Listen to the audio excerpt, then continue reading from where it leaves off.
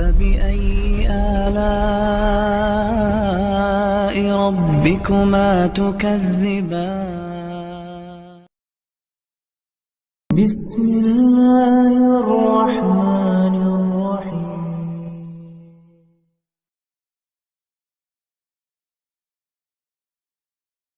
اللہ علیہ وآلہ وسلم ہر شخص کی ضرورت ہے، وہ اس لیے کہ انسان دو چیزوں کا مجموعہ ہے، انسان دو چیزوں کی کمبینیشن ہے، دو چیزوں کا مجموعہ ہے، انسان کا جسم بھی ہے اور انسان کی روح بھی ہے۔ ہر انسان دائمی خوشی چاہتا ہے، ہر انسان چاہتا ہے کہ اسے خوشی ملے، سکون ملے، اطمینان ملے۔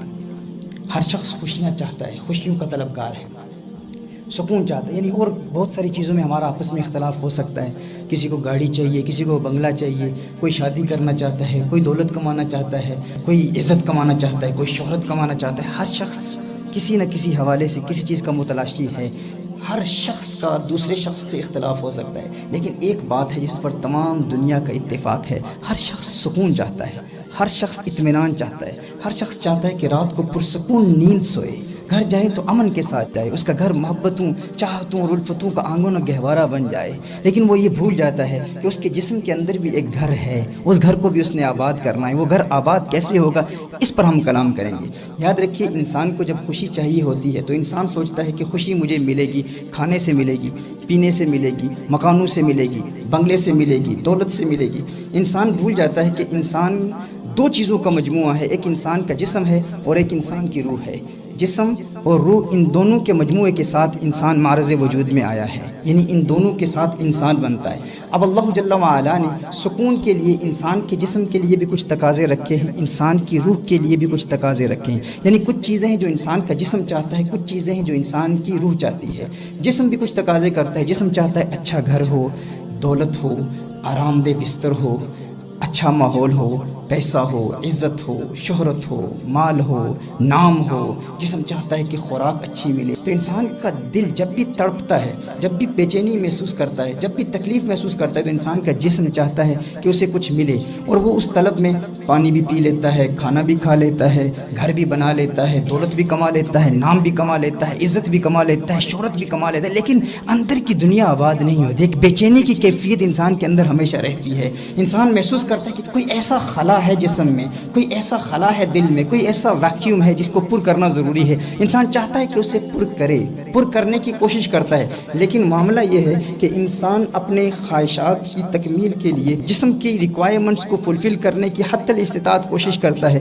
جب بھی بے سکونی محسوس کرتا ہے، بے سکونی کو دور کرنے کے لیے انسان اچھا مکان خرید لیتا ہے، پھر کمپٹیشن آ جاتی ہے، ایک رات ریس میں انسان آ جاتا ہے، دیکھتا ہے یار مجھے سکون نہیں مل رہا، کیوں نہیں مل رہا؟ شاید فلاں بزنس مین مجھ سے آگے ہے، فلاں کاروباری شخصیت کا نام مجھ سے زیادہ ہے، فلاں کی شہرت مجھ سے زیادہ ہے، فلاں کا مقام مجھ سے زیادہ ہے، شاید اگر میں اس کے ساتھ کمپیٹ کر لوں، اگر میرا بنگلہ اس کے بنگلے سے بڑا ہو گیا، میری گاڑی اس کی گاڑی سے اچھی ہوگی، میرا نام اس کے نام سے زیادہ بلند ہو گیا، لوگ مجھے زیادہ جاننے لگے، تو شاید پھر مجھے اطمینان مل جائے۔ شاید میں کھانا اچھا نہیں کھاتا، شاید میری صحت اچھی نہیں ہے، شاید میرا جسم اچھا نہیں ہے، میں توانا نہیں ہوں، طاقتور نہیں ہوں، قوی نہیں ہوں، اپنے جسم کو بہتر بنانے کی کوشش کرتا ہے۔ کچھ نوجوان خوشی حاصل کرنے کے لیے، اپنے دل کی تمنائیں پوری کرنے کے لیے جم چلے جاتے ہیں، اچھی باڈی بنانے کی کوشش کرتے ہیں، پھر لوگوں کے سامنے اظہار کرتے ہیں دیکھو میرا جسم اب مضبوط ہو گیا۔ وہ مضبوط ہو بھی جائے، وہ دوسروں سے بہتر ہو بھی جائے، پھر بھی تمنائیں ختم نہیں ہوتی۔ ہزاروں خواہشیں ایسی کہ ہر خواہش پہ دم نکلے، بہت نکلے میرے ارمان، لیکن پھر بھی کم نکلے، یہ ارمان ختم نہیں ہوتے۔ لیکن یاد رکھیے، انسان ایک غلط دروازے پر دستک دے رہا ہوتا ہے، انسان ایک غلط دروازے پر دستک دے رہا ہوتا ہے۔ انسان بھول جاتا ہے کہ انسان دو چیزوں کا مجموعہ ہے، دو چیزوں کا مجموعہ ہے۔ وہ صرف جسم نہیں ہے، اس کے اندر ایک روح بھی ہے، اور وہ روح تڑپ رہی ہے۔ اس روح کی بھی ایک پیاس ہے، اس روح کی بھی ایک تمنا ہے، اس روح کی بھی ایک خواہش ہے، اور روح کو ان جسمانی خواہشات سے کوئی غرض نہیں، کوئی تعلق نہیں۔ روح کیا جانے عورت کیا ہوتی ہے، روح کیا جانے بنگلہ کیا ہوتا ہے، روح کیا جانے کھانا کیا ہوتا ہے، روح کیا جانے نام کیا ہوتا ہے، عزت کیا ہوتی ہے، شہرت کیا روح کا اس سے تعلق ہی نہیں۔ روح عالم ارواح سے آئی ہے، وہ اللہ کی جانب سے آئی ہے، اس کا تعلق اسی سے ہوگا جو اللہ کی جانب سے آیا ہوگا۔ اب روح کا تعلق اس دنیا کی کسی چیز سے ہے نہیں۔ انسان دو چیزوں کی کمبینیشن ہے، دو چیزوں کا مجموعہ ہے، جسم اور روح۔ اور انسان کو اگر دائمی خوشی چاہیے، الٹیمیٹ بلس چاہیے، ہمیشہ ہمیشہ کے لیے سکون چاہیے، اطمینان چاہیے، تو وہ ایک ایسی تڑپ کو پورا کرے. وہ تڑپ کیا ہے؟ اس تڑپ کو ابن قیم نے مدارک السالکین میں بیان کیا, امام قسطلانی نے مواہب الدنیا میں بیان کیا, زرقانی نے زرقانی علی المواہب میں بیان کیا. اس نے کہا کہ انسان غلط دروازے پر دستک دے رہا ہے.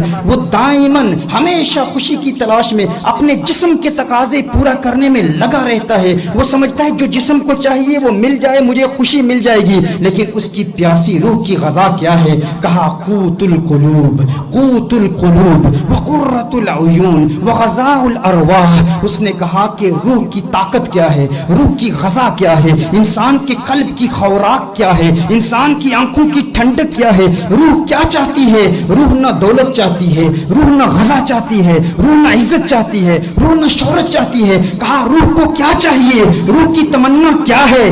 عشق مصطفیٰ ہے, آقا کا پیار ہے, آقا کی محبت ہے, آقا کا عشق ہے. کہا یہ روح عالم ارواح میں آقا سے ملی تھی, اس نے آقا کا دیدار کیا تھا, اس وقت سے تڑپ رہی ہے. اس کی یہ تڑپ پوری کر دو, اسے فقط عشق مصطفیٰ دے دو, اسے درود و سلام کے گجرے دے دو, اسے محبوب کی ادائیں دکھا دو. ایک مرتبہ اس روح نے محبوب کو دیکھ لیا, پھر انسان کو غذا ملے نہ ملے پرواہ نہیں. انسان نے روح کی پیاس بجھا دی, روٹی ملے نہ ملے پرواہ نہیں, دولت ملے نہ ملے پرواہ نہیں, دکان ملے نہ ملے پرواہ نہیں, بزنس میں کامیابی ہو نہ ہو پرواہ نہیں. اندر آباد ہے, دل سکون میں ہے, دل مطمئن ہے, ایسا مطمئن ہے کہ پھر اگر لوگ نظر حقارت سے دیکھیں, لوگ بدنام کریں, لوگ تحقیر کریں, تذلیل کریں, ہمیشہ آپ کو ہیوملیٹ کریں, پرواہ نہیں. روح مطمئن ہے, نام ہے نہیں ہے پرواہ نہیں, دولت ہے نہیں ہے پرواہ نہیں. اس کا تعلق روح سے نہیں ہے. روح کہتی ہے اس کا تعلق جسم سے ہے,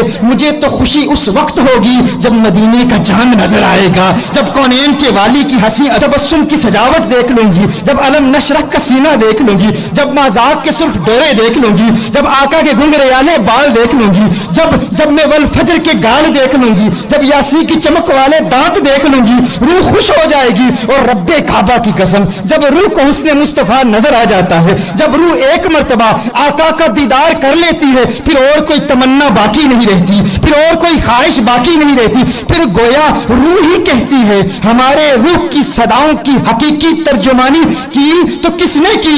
بریلی کے محدث نے کی. گویا ہماری روح کی آواز کا ترجمان بن کے کون آیا؟ اعلیٰ حضرت آئے. کہا پھر کے گلی گلی تباہ, ٹھوکریں سب کی کھائے کیوں, دل کو جو عقل دے خدا تیری گلی سے جائے کیوں, رخصت قافلہ کا شور غش سے ہمیں اٹھائے کیوں, سوتے ہیں ان کے سائے میں کوئی ہمیں جگائے کیوں.